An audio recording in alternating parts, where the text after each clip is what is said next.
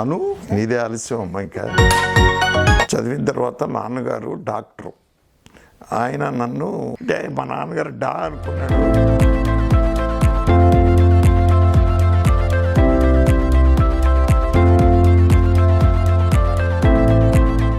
ఆ విధంగా సినిమా రంగంలో నేను అడుగు పెట్టాను.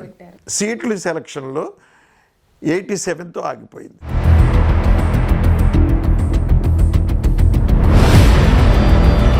ఎన్టీఆర్ గారి దగ్గర తిండి లేక సఫర్ అవుతూ ఉన్నటువంటి స్టేజ్ మీద ఆకలి మంటలతోటి, ఆకలి బాధతోటి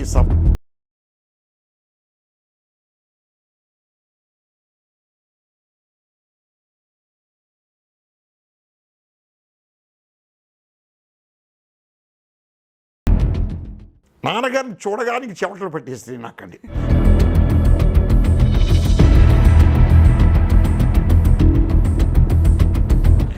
లౌకికం కావాలి ఇక్కడండి. సార్ మీరు దాసరి నారాయణ గారి శిష్యులు కదా? ఓ బాధ.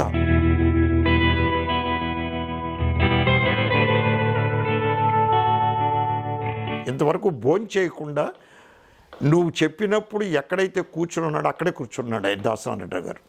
మీరు కాసేపు ఆవిడతో పని చేశారంట, నాకోసం టైం వేసి పని చేయట్లేదు.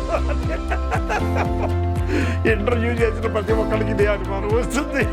ఇంటర్వ్యూ